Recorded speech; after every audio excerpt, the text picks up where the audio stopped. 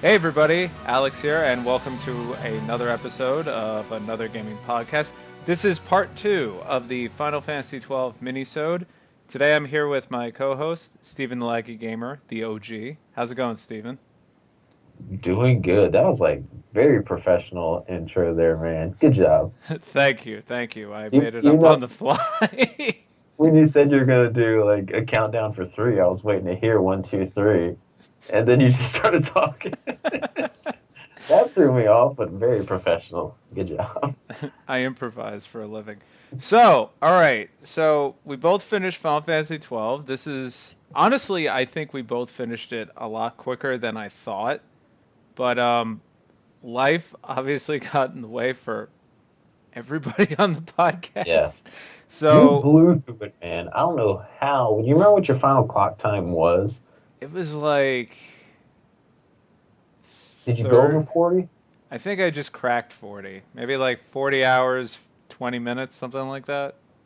I didn't, which I didn't even crack 40. So that tells you how fast we kind of played through the game, but the combat system, which we'll talk about when we get into stuff with it, um, it allows you to speed it up. So hey, you're gonna go through faster in some cases. Yeah. So But yeah, so life essentially got in the way of everybody. I mean, speaking for myself, I had a whole house renovation. So I finished the game before the renovation, and then my cable went out, and then we had to stay in a hotel, and then I had no computer access, and it was a whole mess. So I wasn't able to record at all, and I told everybody record without me, and then nobody was able to record anyway. yeah, with and then with me, because with me having our third child here at the beginning of the month, it just with two people, unless Dustin and Chance were going to do another mini-sode on something, which I don't think they're even playing anything remotely close right now with each other they can even talk about. It just made it tough to do any type of episode. And even this game, Final Fantasy XII was Zodiac Age. I think Alex finished near the beginning of the month, like maybe before I had our kid or not. I finished And it then last when month. yeah, so yeah, that quick. And I finished it after we had the baby, August 8th. I mean, a couple of days later, back at home during the following week, I had it beat because when anyone knows who's had a newborn, all they do is eat and sleep. So even if the baby is sleeping, the baby's sleeping on my chest. I mean, that's three prime hours of game time right there. I can't move, so I have to sit in front of the TV and play. So not to say that having a baby isn't challenging, but I mean, all they do is eat and sleep, and you change a diaper, so it's not too bad. Especially if it's the third time around, you're kind of used to it. Yeah, So, I was gonna say for your third one, you're probably just like, yeah, been here, done that. Okay, where are the clothes from the last two? and this one, not to get on a baby talk, this has been so great because even like loud noises and stuff, she'll sleep right through it. So I can play the game; it doesn't interrupt her. So it's been great.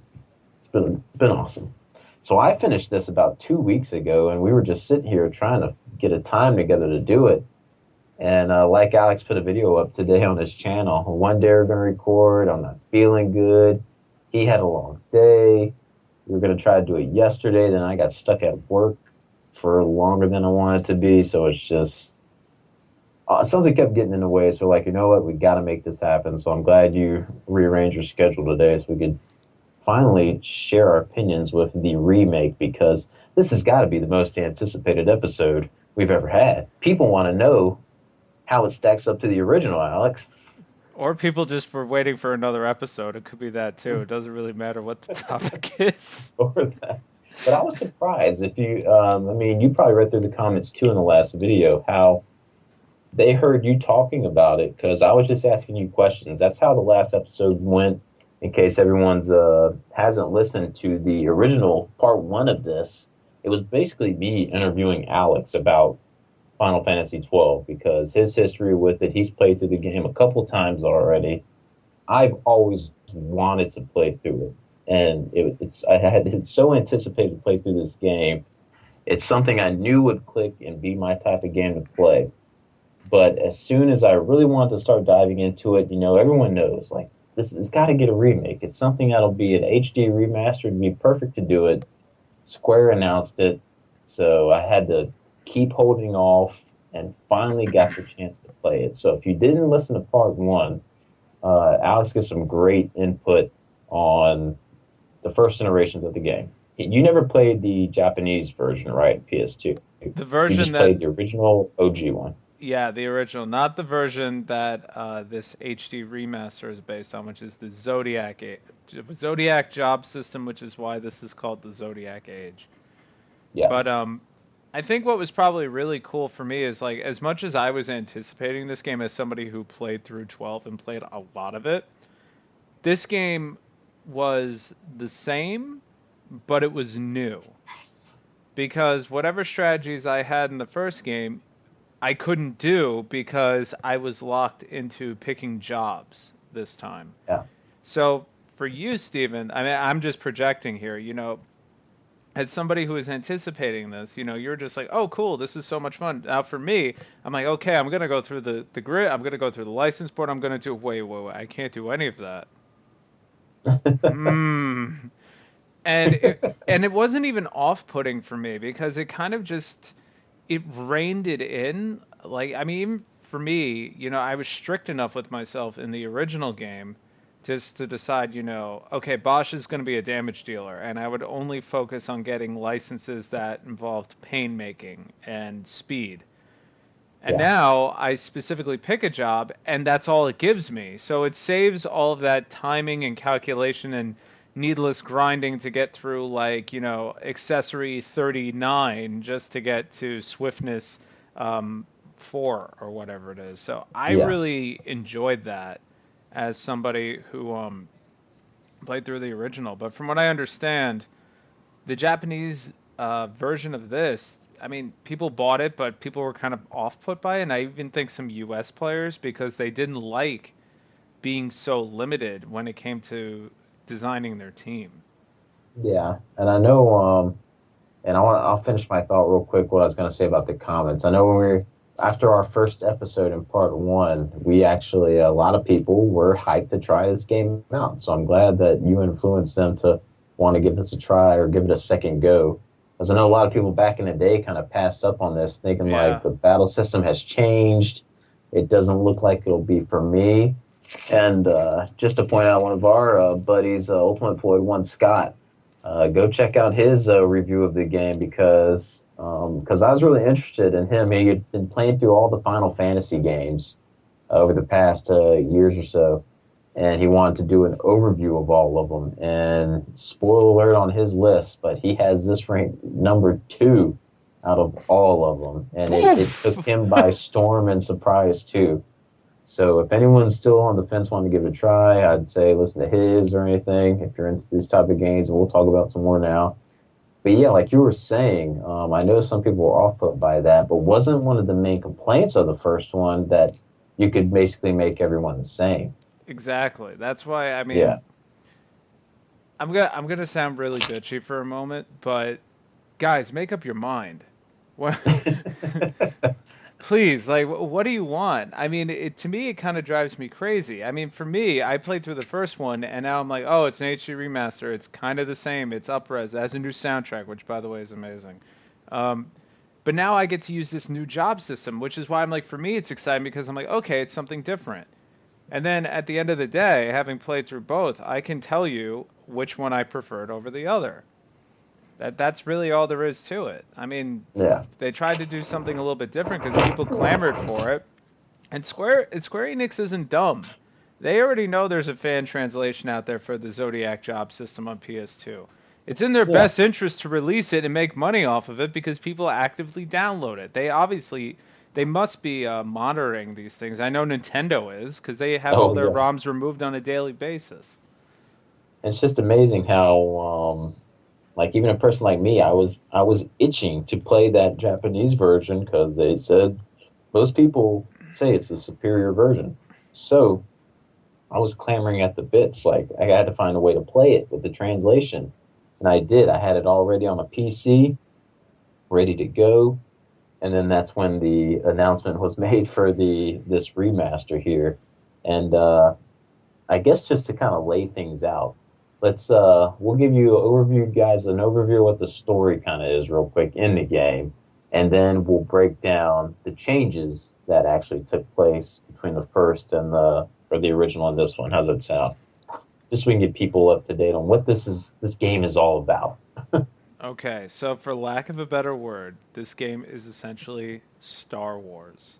That is really what it is. And Uh, that's what, like, you had said that before, and like people were saying this. So I was actually really looking forward to seeing how that unfolded. Like, okay, let's see what this Star Wars connection is all about. And man, it actually really, I mean, there's some things changed here and there, of course, yeah, but I mean, the setting kind of feels Star Wars-ish and everything like that. It does. It's a really cool, like, resemblance there. and I mean, I've said this a few times, and it became very apparent to me playing through it this time. This game came out during that whole era where Star Wars was back in the theaters.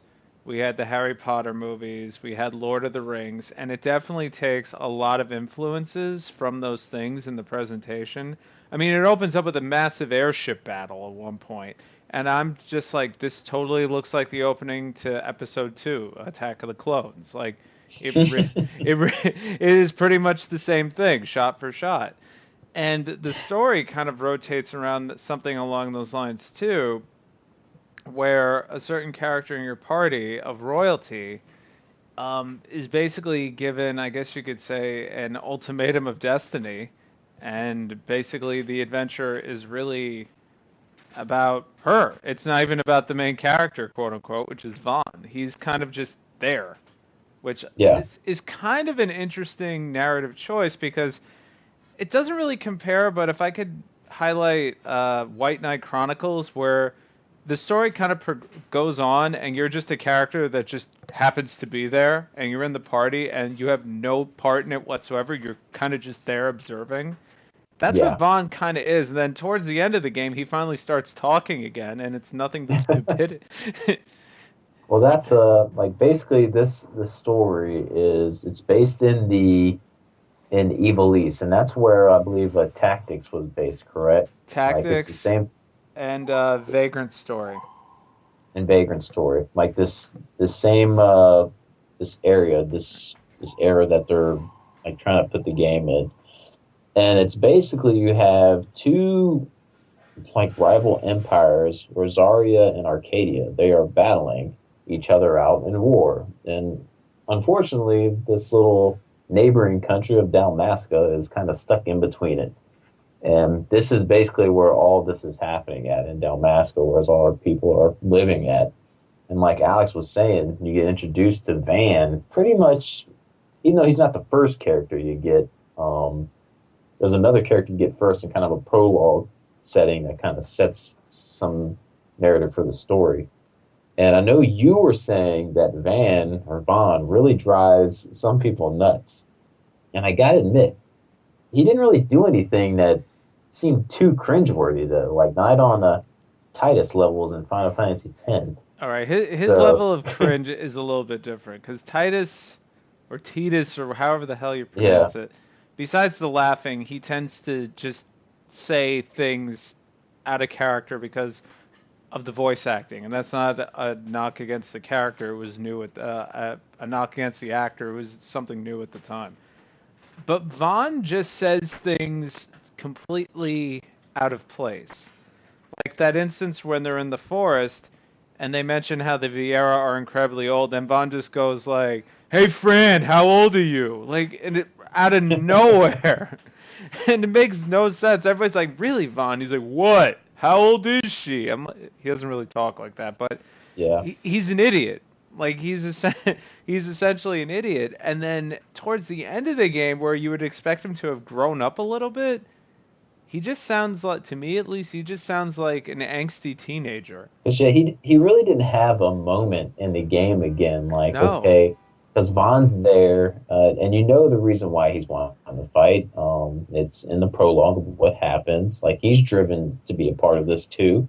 But again, he doesn't come out to be the main character. There's other characters in the game who have their storylines are way better than anything he was involved in. But Van did have that moment near the end where Ash is with, I won't say too much, but with that one crystal, and he's there pushing her. And that seemed like the only thing left he Yeah. had in the game. And then that was it. That was pretty much So, his most powerful moment. The only character that has less development than him is Pinello. oh yeah, hers is zero. Zero and Penella. That's pretty much it. And Penella was a friend of Vaughn, Vaughn, and and that's that's how they're it. connected. So there you go. But Ash, her storyline is pretty much what the game seems centered about: a princess trying to save her nation. Bosch, great storyline going on there. Again, we can't say too much about him just because some prologue stuff, things that develop through the story, but that's great.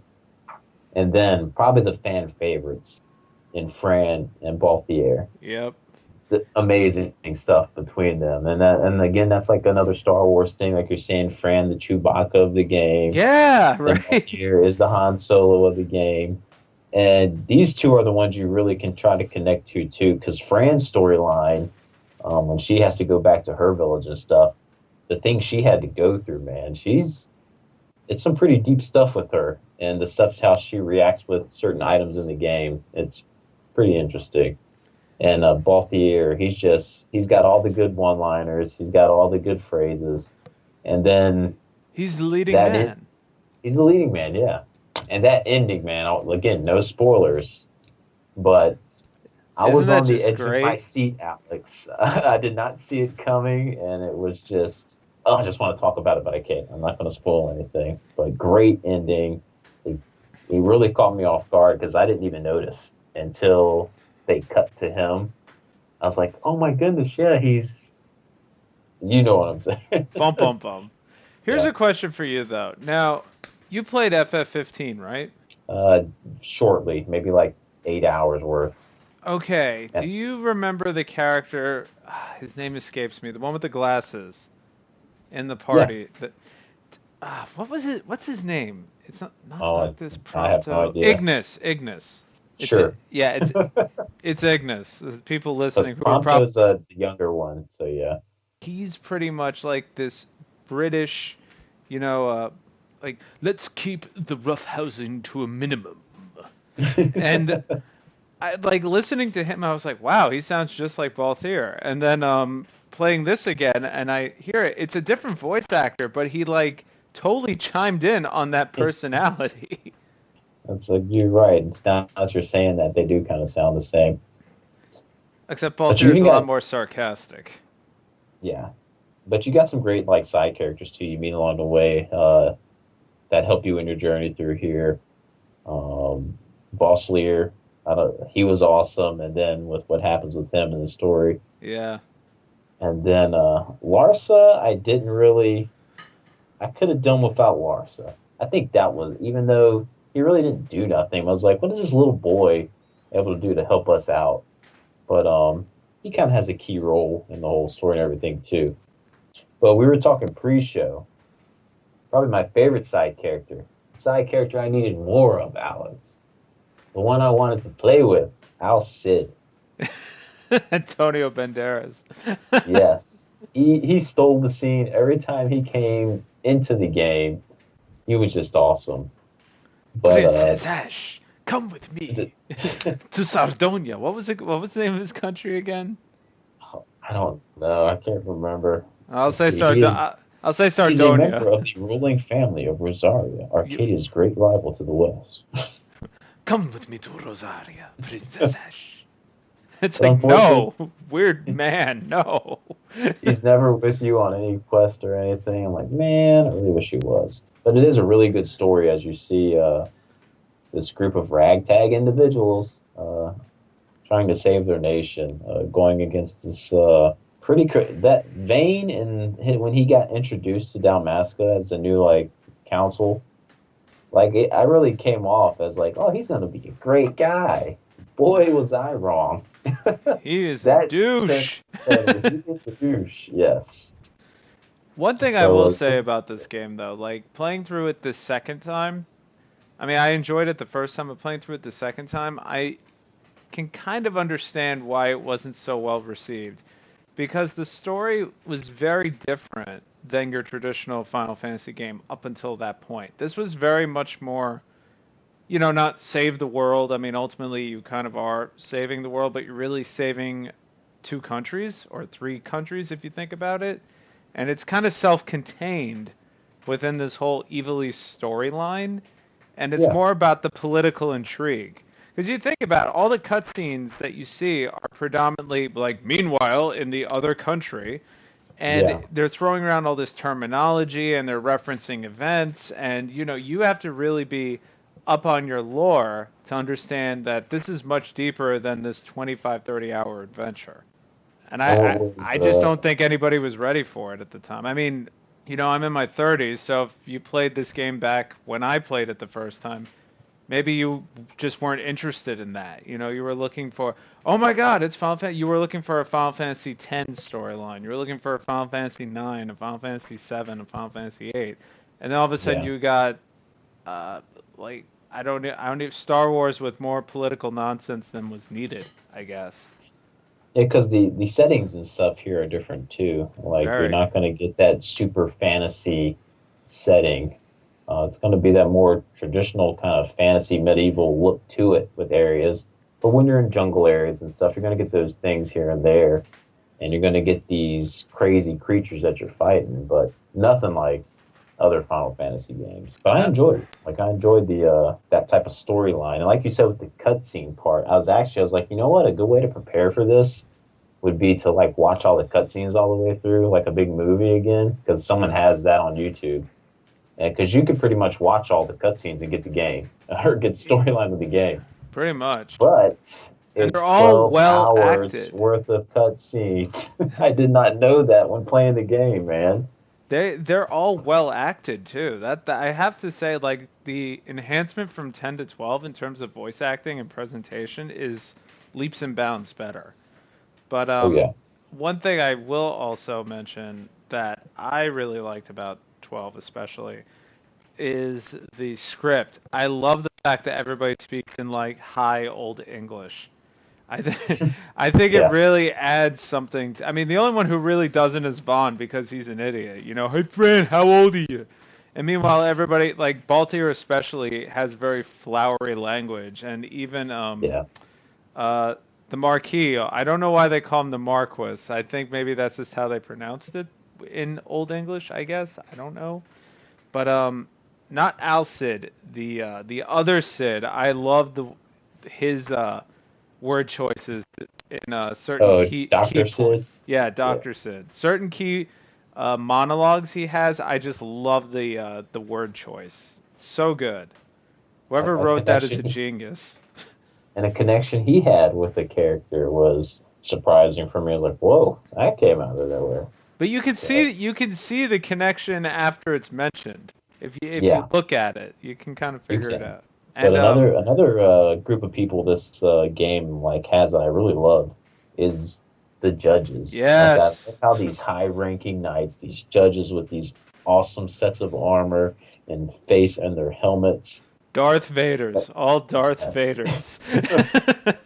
they're just awesome. And unfortunately, you don't get to fight as many as I would have liked in the game.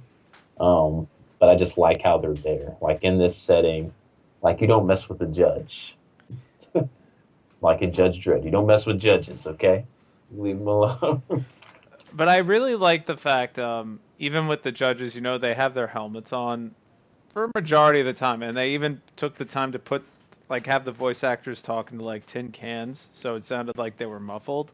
Yeah, But even some of the judges take off their helmets, and you realize like they're not like deformed superhero magicite driven individuals. They're normal people just wearing a helmet. It's like yeah, they are capable of making mistakes, and you actually see a couple of the judges get humanized in the story, and that it's cool. It doesn't really fit for me to say it brings things back down to earth, because if you think about the whole grand scheme of things, this is the most unrealistic thing ever. But it really does ground the characters a lot throughout the game, I yeah. feel. And those moments were cool, see, because a part of you thinks like, are these all these judges just mind warped freaks? Like they only have this one way of thought, and then no, they don't. Not all of them. So, We have to uphold the law. but yeah. So let's get into the actual changes like were between the original and this one. And since you played the original, you could probably embellish on it more than me. But the greatest change that I think many people agree on, and it's probably now got to be a staple in a lot of RPGs. I know it'd be welcome, is the speed up mechanic Yeah. for the game. That I think is probably, I mean, honestly, grinding doesn't bother me. I find it kind of therapeutic actually. Yeah, I listen to podcasts, I listen to other music. Sometimes I'm just like, like I'm shopping on Amazon or eBay, this game auto can play itself if you're smart with your gambit. So, it makes it easy, but the speed up mechanic, they did it in Bravely Default and Bravely Second, and I loved it. It made that grinding so much more efficient. It made traversing landscapes so much more efficient. And the fact that they put it into this game, which has a lot of influences from Final Fantasy XI, with huge open areas, with a lot of running and a lot of backtracking, and mobs or monsters, just spread out over great stretches yeah, of land. I don't want to say it shrunk the world, but it made it more manageable. So instead of saying, okay, I got to run 10 minutes to get to this elite mark, you can really get there in like 2.5 minutes, and it's not that much of a time commitment, and it was like an actual quality of life improvement, I think, for the game. yeah. Not when you picked a good word there. And now I just had a brain fart on the word you said. Quality of life. No, when you said it didn't do. Anyways, I don't know what I I said. We'll digress. figure it out Yeah, later when we listen back to this. but when that was one of the because I loved the speed up mechanic because, like you said, the grinding and everything was easier. And in this game, when you're playing through, it's you got a bunch of different zones, like you said, you're loading into. It's not just one open world. You're gonna walk into one area of the map, and then it kind of zones into another one, kind of like Monster Hunter, but not as bad because I think Monster Hunter does it way worse. And that's how you progress through the game until you get into a town. Even towns have zones in them. But that speed up mechanic running through it was nice. The only downfall of it, though, was since this was my first time playing through the game. And when you start off just in the normal walking mode, it's not bad because it's your first time playing it. But after you turn on the ×2, it's tough to go back to just normal walking because you realize how slow it is or how slow the action bar takes before an action takes place. And unfortunately, when you're in ×2 mode or sometimes ×4, you're not able to intake all your surroundings, so to say. So it's like my first time going through, kind of felt like I was missing a lot because I didn't want to go back down to that normal mode. So little things in the scenery I might be missing. I might not be absorbing all in the towns that I could be because I'm kind of like speeding through it, if that makes sense. I think, for me, like, I love the speed up mechanic, but, you know, it, I think more RPGs should really look into implementing something like that. But Yeah, it also comes a point where you kind of have to learn to discipline yourself and turn it off. Especially with some of the elite marks where you're waiting for attack prompts and cues, like in an MMO, and everything's speeding up, and you're just like, oh god, oh, everybody wiped out, and you have no idea what happened. that is the one thing. Like I would say, definitely. When we get into how me and Alex both played the game, because we played it very differently with different characters, I want to say, and only because I got overpowered really quick, and I just when you're fighting a boss fight or something, yeah, you're gonna want to like slow it down and really enjoy the fight. Like, don't speed yourself through it. Like, grab some fight and really enjoy what's going on because there's some crazy battles in there which when we talk about it, I'm sure Alex will have a fun time telling you his stories more than mine, because mine were almost a breeze all through the game. But I got to watch Alex play some fights, and it didn't seem too easy for him at some times.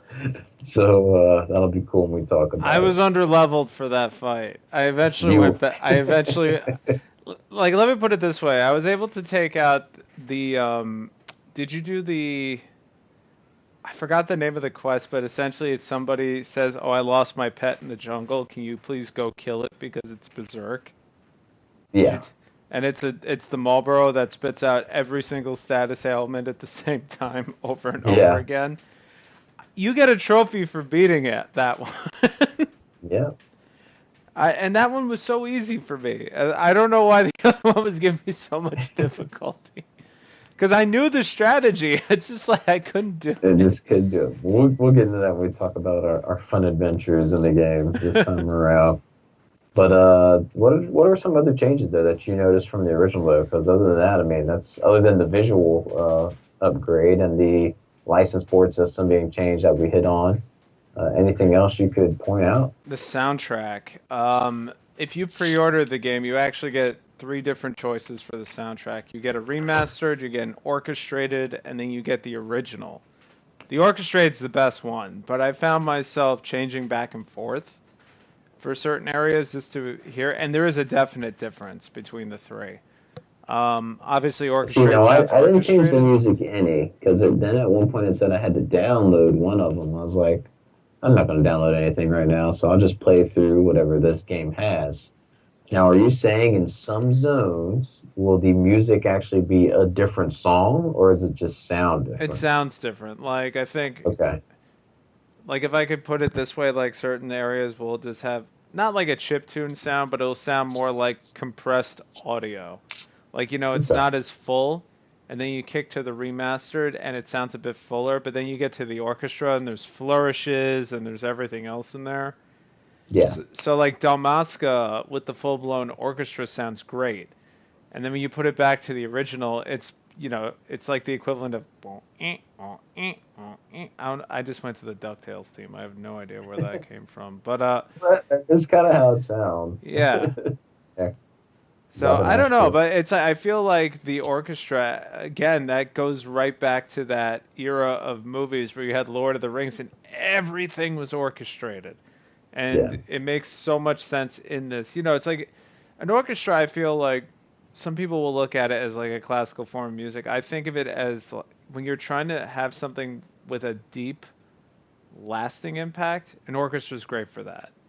Um, if you listen to say like if you're playing like an RPG and they want to inspire you to be a sense of I guess you could say speed and energy, they'll play like techno or rock or something. But when you have an orchestra, you can create that same feeling through all the different instruments interacting. So for a game like this, an orchestra is like the best possible choice, as opposed to like I would say like a shoot 'em up or a bullet hell game because it doesn't have that same effect based on what's going on, I guess. Um, but I would also say another key difference that I picked out of this game is it feels like some of the stuff has been rebalanced, and I mean monster-wise, in terms of like not so much on the license board, Hmm. because certain fights I remember being more difficult, and that could just be with the license board. I'm not really sure. But I also noticed like the chests they did change as well. The chests were a lot more what's the word? Generous when it came to stuff. There was no more like opening a chest and it's just saying like you got 2 gil. But still, this the chess system in this game is pretty broken. It's So you it's never all really have to visit a store to buy anything, basically. no, it's certain spells are only in chests when in the original game you could buy them in shops. Like I'll be honest, I did not get the spell blind until I was 35 because I forgot to go get it. Is that the one you had me like look up for, or was it Yeah, because just I was like, I know I passed the area that the chest is in. Which one is it?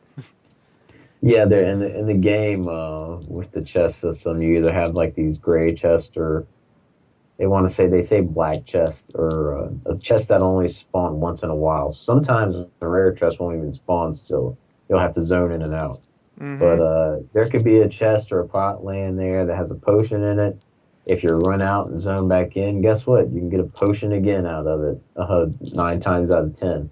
So that's how you can fill up your potions or Phoenix Downs or anything you want to do.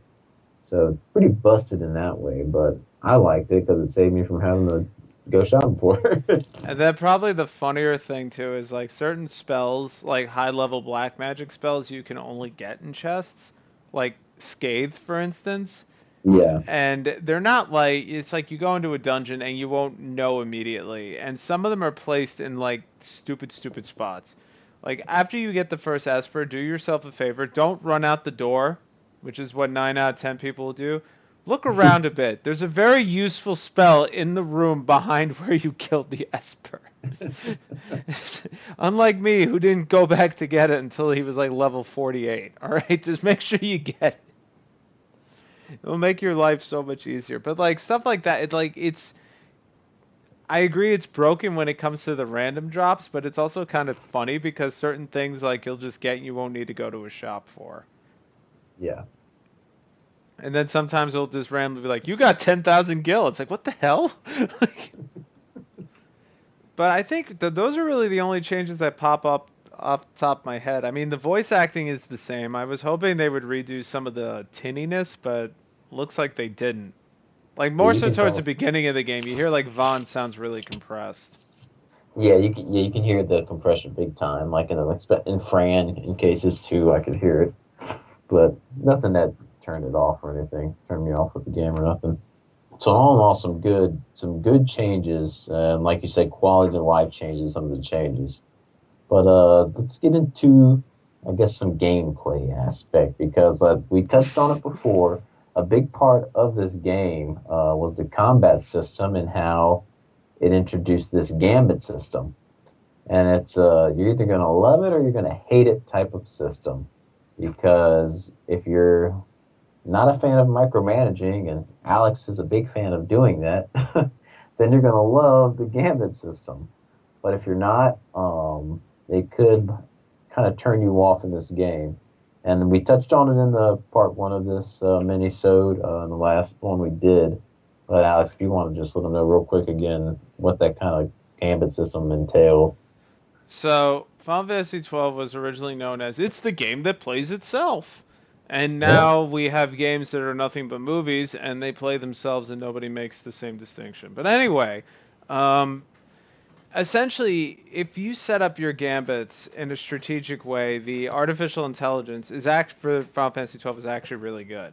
And it will act in order of priority that you set up your gambits. So, for instance, Ash was my tank. So when I was grinding, I would have the gambit for decoy turned off. I would have the gambit for bubble turned off. If I was going into a boss fight, I would put decoy right at the top, meaning she would keep casting decoy over and over again until it's stuck. And then I would leave bubble off and I would have somebody else cast it. So that way she doesn't get held up trying to cast bubble after that, then keep herself alive, etc., etc. So you can really just make a whole tree system for your gambits and have all the characters interact with one another and the enemies in such a way where you really don't have to interact unless somebody dies because they got hit with a big attack and maybe you want to use a Phoenix down instead of using a rise or something like that, and save some MP. So really, some people say it really just plays itself, and if you're good, you can certainly have the game play itself. But I think part of the challenge is saying like, hey, you know what? For this boss fight, I'm gonna actively play the tank. I'm gonna do decoy and bubble and all that stuff by myself. And then you, as the player, can change between the different characters and change up the order because as good as the AI is, sometimes you need to be like, no, no, no, no, no. Okay, stop, stop. And you can change the gambits on the fly too. Yeah, that was what really was cool. Like you can set up all these different gambits for your party members, basically an action that they can do in the order you want them to do them in. So if you want a character to prioritize healing over attacking, then they will do that. Or if no one needs to be healed, they're going to still attack. But once someone needs that healing done, they'll pop a heal off for them. And like you were saying, it was cool that you can actually change it mid-battle, switching out party members mid-battle. It would be irritating at times where you have the little red thing blocking them out saying they're in the middle of an action and you can't switch them out. When I'm looking at my character, I'm like, they're not doing any action. Let me switch the party member out. I don't know if something happened that kept them locked there in place or nothing, but it's really cool how they did that system. And it wasn't something that I was worried about it. I was worried I was going to have to ask Alex, how should I set up this gambit? How should I do the gambit for this fight? But with what happened with me in the game, I never really had to worry about that. And I guess I could get into that now because basically how you go through this game, it's you can either play through the story or you have the great license board when they're in your taverns where you can go on these hunts for these marks, which Alex shared some great stories about in part one of this with us. And something I was really looking forward to was going on these hunts. And so you can either go on these hunts or you can just play straight through the game, not doing any side quests. And the hunts aren't the only side quests. There's even side quests that will only activate if you talk to certain characters at the right time, and it could trigger a chain of side quests. I went on one a little early on in the game where there was a cactar that a family of cactars was trying to get back, and I'm going back and forth trying to figure out where this cactar is, trying to figure out where a father is for this village, while trying to return the cactar back to the cactar family. And it's a cool little quest line. And if you didn't talk to a certain NPC, you weren't going to do it. So that's pretty much how the game flows. Yeah, And go ahead. it has a lot of MMO mechanics too, where Yes. like to your point, it's like you start a quest line, and just like in an MMO, it's like talk to this guy, and you'll get a side quest, which will then activate a whole chain of events for later on, and of course, there's always a nice big reward at the end of it. And I like how, especially for at least the marks and the on the license board, I like how they give you an indication of where the monster's going to be, where the person you need to talk to initiate the quest is going to be at. I was worried too that it would be one of those things where like got to kill this monster and it could be here, and you got to go through this whole zone trying to figure out okay where's it going to be at. So I kind of like that they do the little easy mode thing of like here's the dot on the map, just make sure you're there and you should see the monster. Now was that in the original? Did Yeah, you that get the marks was on the map? Okay, big fat but red some dot. but some of these side quests will not have no dots for you to follow. So it's pretty cool those were incorporated. But me and Alex went into this. We were trying to play through it where we each had different party makeups. We were trying to make sure we didn't have any characters the same job class, and I think we did a good job of staying pretty varied between characters. But now that I beat it 2 weeks ago, I can't really remember what double classes everyone was. I know I had Vaughn as my knight, and I can't even remember what his second class was. And I know Penelo was my white mage and or red battle mage and a black mage. I don't know. It's so out of my memory now. But All we had right. a good mix of different parties between each other, I believe. All right, mine was Ash was Knight White Mage. Penelo was Red Mage Black Mage. No wait, was she? Oh no no no no. I Ash think I did was red white with Ash. Now I remember. Ash was White Mage. No no. Ash was Knight Time Mage. Balthier was White Mage Gunner. Penelo was Red Mage Black Mage. Bosch was Breaker. I can't remember what the other one was. Vaughn was Samurai Monk, and Fran was Dragoon Bow. thing. I can't remember what it was, but like I tried to make it varied in that sense, like how I would play them, but it's crazy though because in the lore it's like Baltier uses a gun, but then you find out he's really not the best person to use a gun, so it Yeah. makes no sense. And it's like if you want to play the characters true to their lore, I don't want to say you're gimping your party because you can pretty much beat the game with any format, so you really shouldn't worry about it. But as somebody who enjoys like the min-maxing and all that stuff, it's kind of nerve-wracking when you have to pick these classes because there's no opportunity to go back and change it. Not like in Yeah. Diablo or anything like that where you can reset your spec. You pick white mage, you're white mage. That's the end of it. Yep. That character's stuck with it. So if that character didn't end up being the best person with the highest MP pool, then yeah, shouldn't have picked him as the white mage or the black mage because that's what they're stuck as now. No takebacks. And with me, before we started, I get so worried in a big RPG like this that lets you like really create your party to a T like this game does. Like I wanted to know. I was looking up facts. I was like, what is the best party makeup? Because I do not want to screw this up and put myself in a hole. But most of them were saying, like you, Alex, is that, you really can't screw it up because the game is pretty easy mode. That's how a lot of people say it's one of the easiest Final Fantasy games you'll ever beat. And if you get a weapon I got, it's even easier.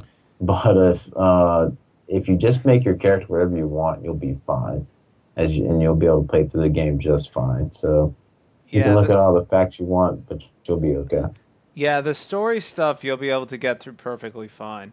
Some of the more advanced marks, I'm not going to say you can't, but certain ones will be harder than others.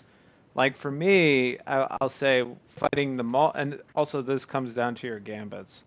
Fighting the elite mark that was a Marlboro, which can petrify, poison, paralyze, sleep, silence, everything at once, wasn't so hard for me because I've had two characters that could essentially um, handle all of those status ailments, and I had it where they would prioritize one character would prioritize different ones. So like two of them weren't casting Stona. One was casting Stona while the other one was casting Vox.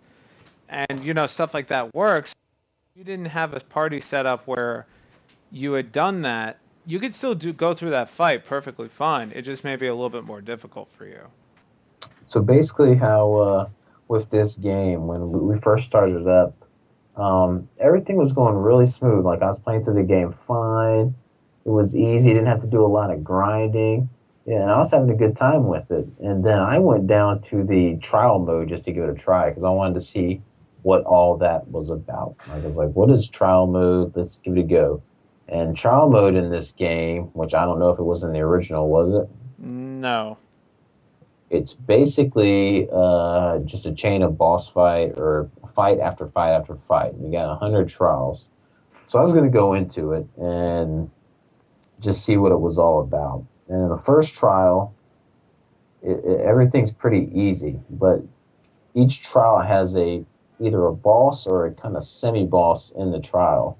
And I always in a boss fight, I have to steal. It's an adamant thing. You have got to steal from a boss because they could have that piece of gear you're looking for, some type of rare drop. And I stole a weapon right near the beginning of the game. And I have the book here. I'm going to see if I can remember what that weapon was. It was some wacky spear or something. No, it was a bow. It was like the Locksley bow or something. No, this was the sword. And because this was in like the second or first trial you do, and I stole it off like a flowering cactus. I didn't know about it, so I went into that thing blind, even though I have this guide, because I didn't try to spoil myself in any of this stuff. And this sword is capable of putting confuse on an enemy. It had 92 attack. So it was just a very powerful sword. And I got it that early in the game. I was like, holy moly, how can I use this? It's called the Carcata, is what it was called. And I looked at my character, and it turned out that my knight, and I had Ash as the ninja, but what they call them, and they're not ninjas. Shikari? Yeah, that's like the ninja class. I was like, no, that was Bushi. Bushi is what I'm thinking Bushi. of. Yeah. Yeah, No, Bushi was um, whatever. I know what you're talking about samurai. though. Yeah, samurai. So those two could use the sword. I was like, awesome. But the only problem is on the license board. I mean, it was way away. Like you had to grind out license points to be able to get it, to use it. And that kind of hits on the license board. Like a lot of people, it'll be either hit and miss for that. Me, I love having a little goal to kind of strive through. So whether it's gaining XP to level up in a game or gaining like license points in this game to just unlock one more space on my board that's either going to give me an ability or make me that much stronger. I'm into stuff like that. Are you into that in games, Alex, or do you kind of like hate having to go through that? I kind of with this game I kind of strategize, and even with the original I kind of strategized it a bit. So like Bosch, who was my primary damage dealer, I'd be like, okay, what is the fastest way I can get to attack bonuses and speed bonuses? I'll worry about the gear later, which I'll be honest is probably not the best way to think about because this game is really gear dependent. But the swiftness, it was like a goal. What is the fastest way I can get to the swiftness? And in the Yeah, process, is there a detour where I can set myself up to get something else a little bit easier later on? So yeah, I'm totally with you on that one. yeah. Because if in the how license board's laid out, like I said, the sword was way away on the license board. I needed almost 2,000 like LP points to be able to unlock it. Or maybe exaggerated. I think it was around 1,300.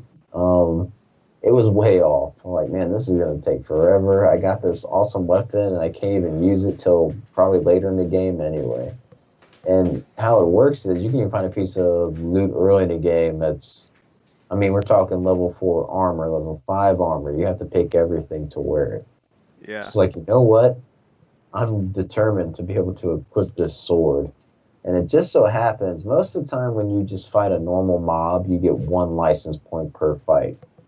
Well, I noticed that when I went out of the trial mode, I think my first time in it, I made it all the way to trial 10, then that boss like waxed the floor with me. I couldn't beat it.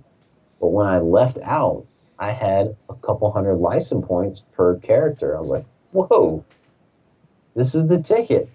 And so I would keep repeating the trial mode over and over and over because you can carry your license points over back to your main game. So I keep repeating the first couple 10, like 1 through 10, 1 through 10. I'm playing through it. And then on that 10th boss, I was able to steal a sword called the Sword of Kings, which you don't get till way later in the game again. And that sword, you don't even need to have it selected on the license board. You can just automatically equip it. And that's like a 52 attack weapon, Yeah. which again, early game, that's just slicing through things. So I eventually get to the coup de grace where I can equip this 92 attack sword. And by that time, like everyone's license board is almost maxed, and I haven't even unlocked a second license board yet. And I overpowered myself so early for that game. And the game that everyone says is already easy. I mean, I was one shot in everything. If I got to a boss, they didn't stand a chance against that sword that could confuse you because the boss would confuse itself and wouldn't even attack me. So I kind of broke the game in that fashion. But I like doing that with MMO style games. I want to feel overpowered and I want to dominate you. So I didn't have any regrets with getting that weapon, but I grinded a couple hours or like an hour or two for those life points to be able to equip it. But it was worth it. I loved it. See, and it's like you got some wacky gear, and towards at one point during the game, I purposely like I wasn't gonna go for the Zodiac sphere because that was another change. In the original game, the Zodiac sphere was actually tied to a specific chest at the beginning of the game. So if you opened it, you couldn't get the Zodiac sphere at all. So, Yeah. so they fixed that, which is good. But in the process, based on my license board, Fran had access to the second best one, which is I think called the Wyvern Whisker, and it's in the deepest parts of the hen mines, I think it is. So I literally turned it on to 4 times run speed and just blitzed my way through, got the sphere, nearly died in the process, and then ran right back out. And from there, it was like the same thing. At that point of the game, I wasn't really using Fran as a damage dealer that much, but once she got that I was using her all the time. And it kind of, I don't want to say it cheapens it or makes it easier. To your point, it's like an MMO. You want to be overpowered. You don't want to have to suffer through things. I mean, probably one of the Yeah. greatest, I guess, highs I could say I ever got in MMO was when I was able to duo a notorious monster in Final Fantasy XI for a fight that normally needed 18 people, or 12 people rather. I was able to do it with me and one other person. That's amazing. Yeah, I think that's awesome. And later on in the game, there's a quest on the airships where you have to deliver these notes to like all the Oh, you did eventually do that one. yeah, like the bartenders and stuff, Yeah, and yeah, or yeah. whatever that person is. And every time I would get on the airship, I would like fully explore it. Like even though each airship is kind of laid out the same, each one has different people on it, so you're meeting different people, talking to them. So during one part on one of these airships, I was exploring the top near the roof, and I was running into something in the wide open, and it was apparently an invisible chest. So I open it, and out comes this bow, this Stein Great bow, and I was like, "What in the world is this?" Like I sent a picture to Alex.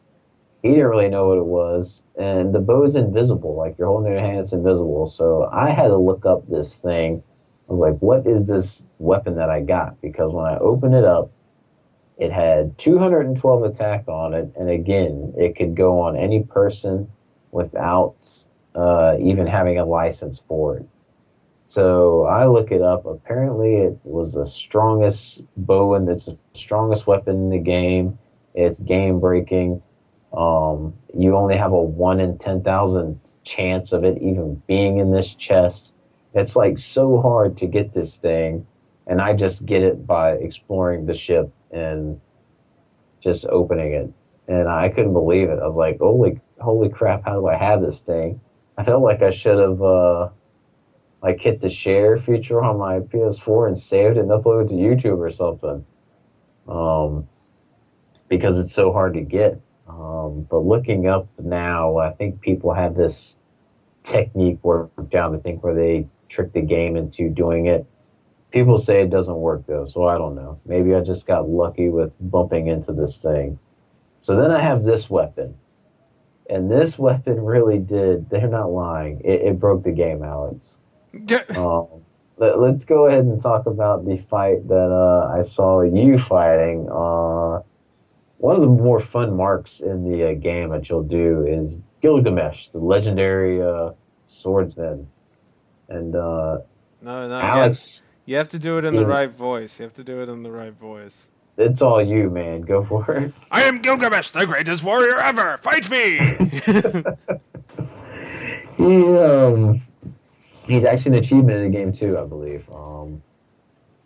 What was the white chocobo? What was that? What was the name again? Oh, Trickster. Trickster. That one. Yeah. So, actually, here's a funny story about Trickster. So, in the original game, Trickster for me was incredibly easy because I just gave everybody bows and guns and just ran around in circles shooting at them.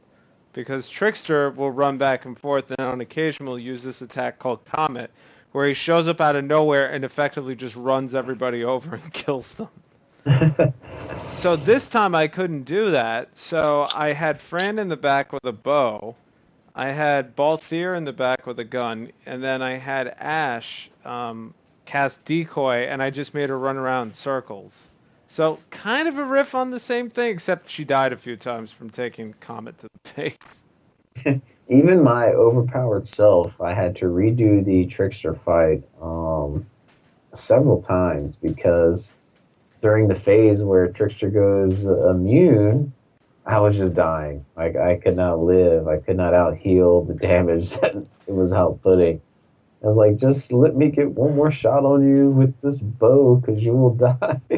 Yeah, But I Trickster was just, immune. I had to kite a lot for that one. But the Gilgamesh fight, the first phase, is not difficult, and you can steal some amazing gear off of him, which, to Steven's point, always steal from bosses. Yeah. Um, the second During every phase, phase.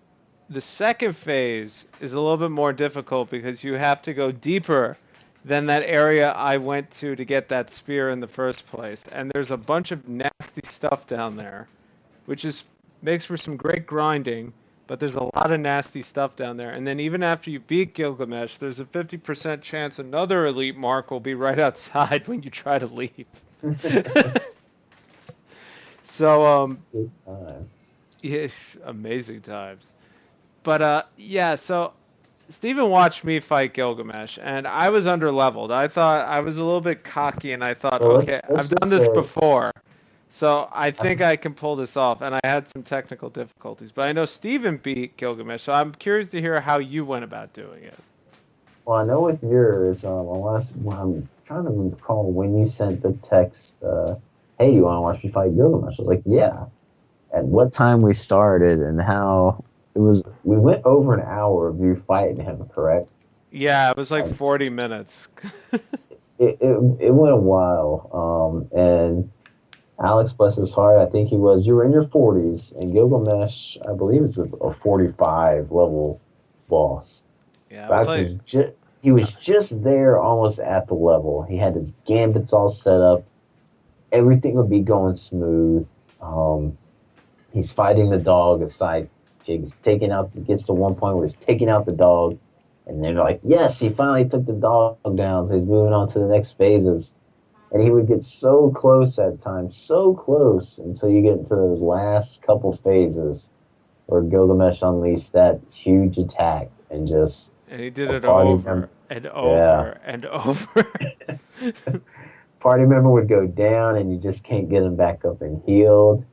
And I mean, I felt bad for him because I'm nowhere near him in the game yet at this level.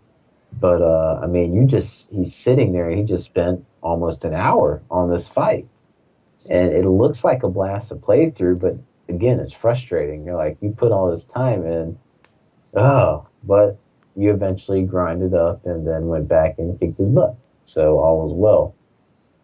Me, on the other hand, going in with my bow, uh, he didn't stand a chance. I think I didn't have to set up any gambits, and that was the thing I was going to tell you when playing through.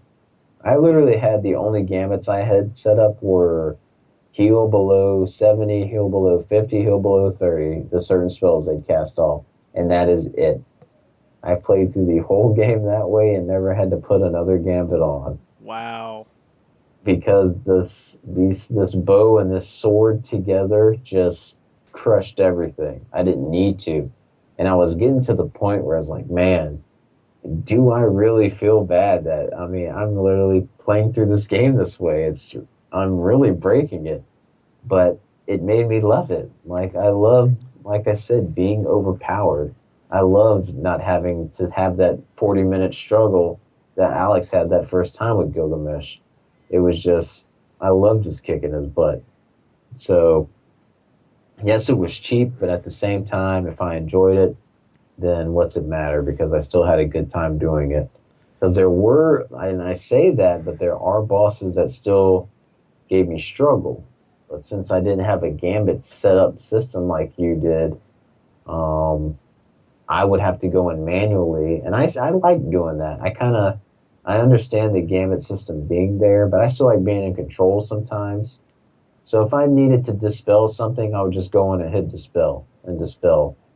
Like I didn't mind doing stuff like that and not having just the AI do it for me. So there were cases where I would run into a boss where it's immune to physical attacks. I'm like, okay, so I do have to. This overpowered bow is not going to work this time. Got to rethink this one. I think Death Gaze was one of those on the airships, one of the marks. Yeah. and I had to use magic. So I'm like, well, this is a change of pace for me. This is cool, and I was still able to do it. So that's how I went through the game, man, with just healing gambits, maybe popping some protect and haste on once in a while. But other than that, everything just got crushed because of these weapons. I was just unstoppable. No Genji Any of my, gloves with ninja swords? I did get the Genji armor off of Gilgamesh and put it on my characters, but Did you didn't get use any it? You didn't get ninja any? sword. Oh my I god. did. Oh, you did. I did get them. I missed the helmet. I couldn't steal it. It wasn't working. Okay, And I, so the last fight, I think it was not the last fight, not the last phase, but like one or two phases before. I literally put the ninja sword. No, I put. What I do? I gave Bosch a ninja sword, Genji gloves. I cast haste and berserk on him, and just watched him constantly swing, and then eventually just fall down dead. When when that phase was at like 20%, it was like the most amusing thing I'd ever seen. Then I swapped him out, put in Vaughn with a katana, gave him Genji gloves, cast haste and berserk on him, and watched him finish it off. that But you is see, one of the coolest things in the game. Like before I got so overpowered, when your character landed the like 3 or 5 strikes in a row or something, it was awesome when that would happen. But you see, that's like the fun part about this game, and I would even say it was more so in the original. Like, you can break your characters and not feel bad because it is, in effect, your own design.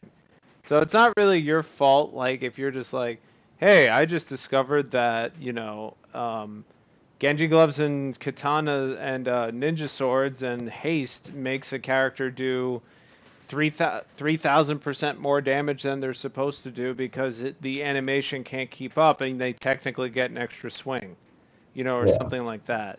And then you purposely pick a character that has a shorter animation time. That's you as a player just strategizing. You're not, and if your strategy breaks the game, then guess what? Your strategy is better than the wizards at Square Enix. and So, it doesn't take away still from the exploration you get in this game. And I did not expect, Alex, like going into this, so many extra side zones that aren't even story related. Like if you do not go out and exploring like for some of the extra espers and elite marks and stuff like that, you're gonna miss a majority of this game oh because no, there's it's so huge. yeah. I did not expect that or see that coming. Like complete extra zones just dedicated for a certain mark or a certain esper. And if you did not do some side quest activity to perhaps unlock a door, you would never see this to even go in it because you never talked to that one NPC that you weren't supposed to know you're supposed to talk to unless you like to talk to everybody. So it's stuff like that I really love about this game. And I always, before we even started playing through it, I went into it with the mindset of, I'm going to platinum this baby. I'm going to kill every mark.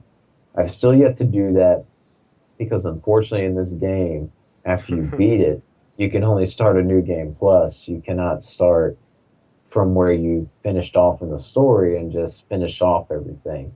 So you got to keep that save point before the final parts of the game, then go back and complete all your marks that you want to do if you're trying to get 100% in it. Because there's still some fights I need to do, man. I haven't done You didn't do the all the. Behemoth King, did you? That's the where I left off at. That's the mark I need to start with to finish off. That's a fun fight. That's a really fun fight. That's my favorite fight, actually. Oh, cool. But that's one that I mean, I will be going back to this to finish all that stuff up because I enjoyed that game. But just going into these side areas and dungeons and stuff was really cool. Yeah, and I I think, really, it's kind of funny because if you were to beeline straight through this game and not do any of the side content, I would dare say you could finish this game in 20 hours. But it's. I think the story is good, but the draw to this game is the fact that you can play. I'm not going to say you can play it forever, but you can play it forever. there is literally that much stuff to do in addition to the story. There's areas, there's fights, there's quests, there's weapons, there's min-maxing, there's tons of things to do. And I think like that's probably what I would say makes it one of the better Final Fantasies because I mean, of course, if you look at Final Fantasy X, you have all these optional boss fights. They're optional boss fights that you have to go out of your way to do. In this thing, they're basically saying like, here's an optional boss fight that is giving me drama. Kill it for me. And then certain circumstances, you can't even go to that person and have them tell you kill it for me because you didn't do all these other prerequisites that started literally all the way back at the beginning of the game. And because you missed them, now you can't do it. Like, so it really wants you to keep playing it over and over again just to fight these battles over and over. And the mark system is the best part of the game, as far as I'm concerned. All the battles are diverse. The strategies are all different. Some elites are harder than others. And the game doesn't really give them to you in a linear fashion either. It's like after you've killed the first 3, you go to the marks board and it's like, oh, rank 8, I could do that. Mind you, the last one you killed was a rank 3, and you are in no condition to fight that rank 8 yet. And it's like you said, the very varied battles. Some can be, like I said, immune to physical. Some can be immune to magic. Some will cast Doom on you. And guess what? If you don't have Remedy 3, you only got 10 turns or 10 countdown to get the boss killed or you're dead. So, and then there's also that one mark where you have to stand still for up to 5 minutes so it shows up. Oh, that's the way, yeah, when Alex was fighting Gilgamesh, I'm sitting there like, I'm trying to fight this mark, but it's not showing up. He's like, well, some of them you have to wait for them to pop up. Like, okay, so I'm sitting there just waiting in the zone, waiting. Oh, and it finally popped up, like 10 minutes later. So, and sometimes weather is a factor. If it's not a certain weather, you're not going to get the mark to spawn. I know with the Trickster, it had to be a blizzard out there, or Trickster wouldn't come. So it's really cool how the mark system is really cool. Story's great, mark system's great. Overall, I think if people haven't got from my impression, I had a lot of hype for this game. I was really looking forward to it, and it surpassed everything I had dreamt of it to be. I kind of regret not being in the OG wagon like you, Alex, and being able to start this, like play it back in the day when you did, and appreciate it back then. But I do like all the quality of life changes it had with the speeding up functions and such, and I just loved it.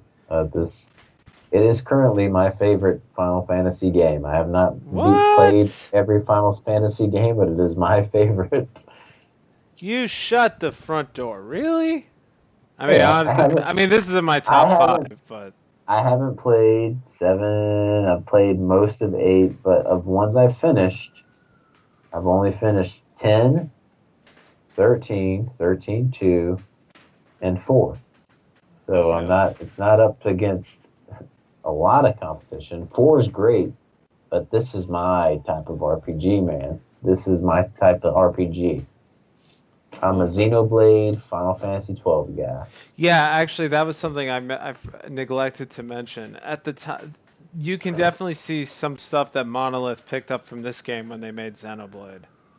Oh, yeah. You can definitely see it in the world design. I mean, obviously, they had an MMO influence too, but it's very much a Final Fantasy XI design when it comes to like the wide open areas.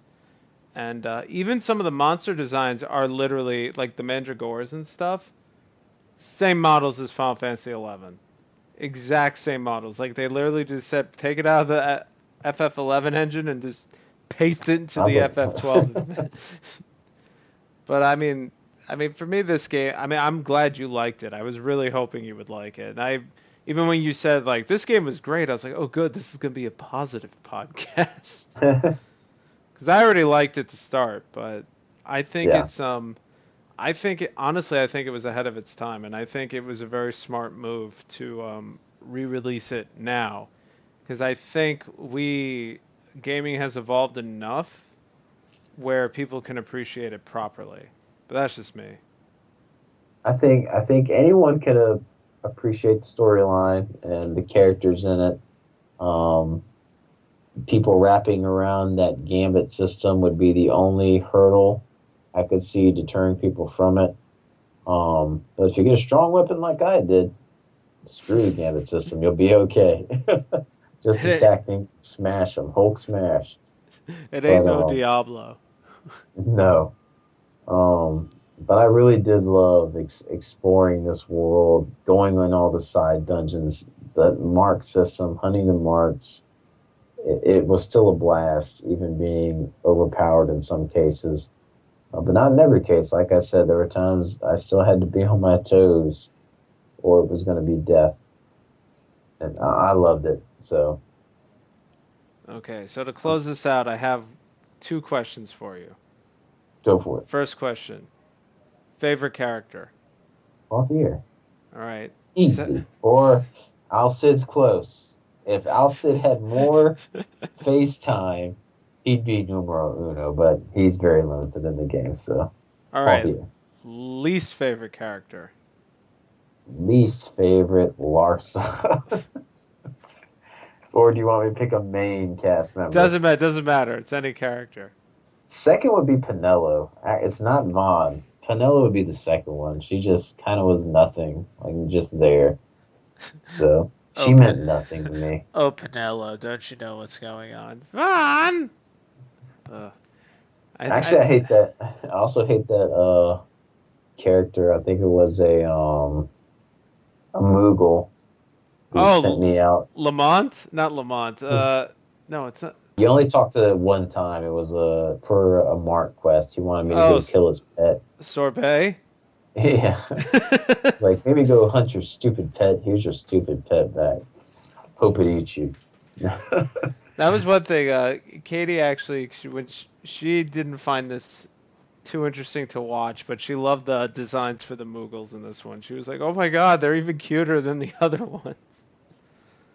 I was like, "Yeah, they look almost photorealistic, and they look like cats." But I think for me, I mean, my favorite character is still Ash. I think she's just a badass to start. But for my least favorite character, honestly, it's you're not gonna believe this. It's actually what's his face? The main judge. Oh, I know. He was irritating. What's his name? Let me look at the character part. Oh, what was his name? He was a douche. I mean, I could say something, but it's a spoiler, so I'm not. I just can't remember. Gabranthe. I honestly, I mean, to be like this super powerful judge, he was very submissive, and I kind of didn't like that. He'd be like, "I am Judge Gabranthe, blah blah blah. Oh, Gabranthe, go make me a sandwich." Okay. Like, just like there was no strength behind him, and then when you finally have this huge battle with him, it's like nothing special at all. Yep. He's a cool character. He has a cool character design and a cool story, but as like performance, he's kind of. What about favorite Mark fight? Gilgamesh, easy. What's Gilgamesh over the King Behemoth? Well, from this one, because I do King Behemoth is my favorite overall, but for this playthrough, it was Gilgamesh, I think. Trickster was second. Trickster was second because I was really proud of myself for being able to figure out a new strategy for it. And that's why I think my favorite Mark fight might be Death Gaze, because I really had with that one again at points physical attacks would not harm, and Death Gaze would have renew, so Death Gaze would get health back, and I could do a lot of damage. So I'm having to bounce off with magic, and I'm having to juggle all this stuff. So it really felt good to beat that and get that trophy for Death Gaze on the airship, which that's even a tricky battle to have to trigger. You have to do a lot of traveling on the airships to even get to unlock, but fun fight, really fun fight. Like fighting any type of big flying creature. Well, And like the Wyvern Lord, which is probably like the most disappointing fight ever because it really just flies down. You just hit him a few times and that's it. especially, and that's the first Alex got to see the bow in action Yeah, because you I like two-shotted him. soloed it and killed it.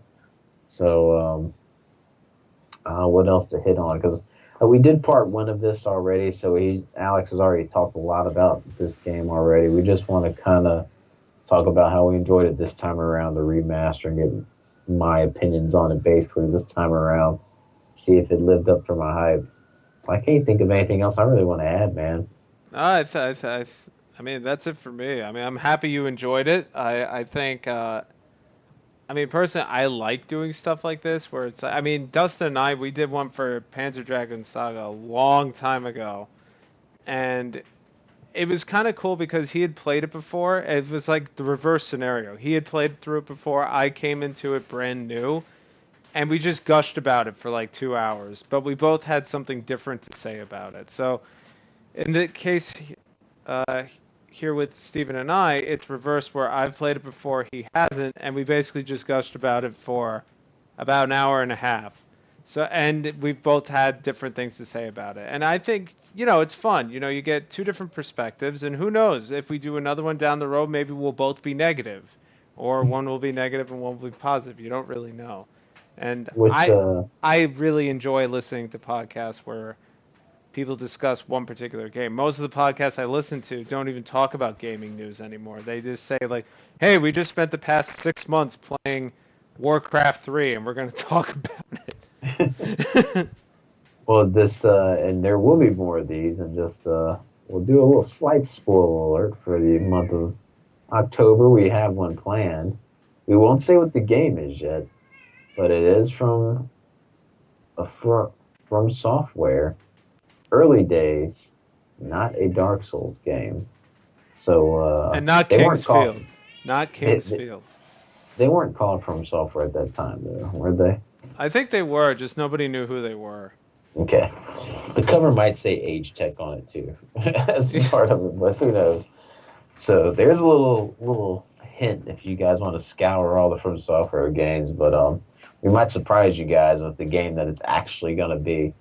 And from the game, who knows how long of an episode. That could be a really short minisode talking about that game. It could just be like, so what'd you think? Sucked. What'd you think? Sucked. All right, that's a show. That's a show. But it'll be fun. And like we said, it's been hectic with all the stuff going on here.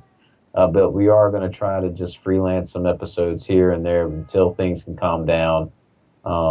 Dustin has his little one due at the beginning of next month, so I'm sure that's going to tie him up for at least September, possibly October.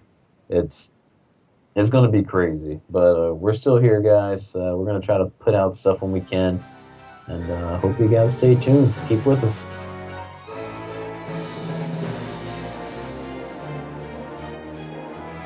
So I thought that the Stick With Us was a good ending, but Steven said that I was being a jerk and not polite by saying goodbye to everybody. So on the count of 3, we're going to say goodbye. 1, 2, 3. Goodbye. And he goes, goodbye. And you counted out loud that time. Counted out loud that time with the countdown. So. Yeah, I did count it down and screwed up. Bye, everybody. Bye.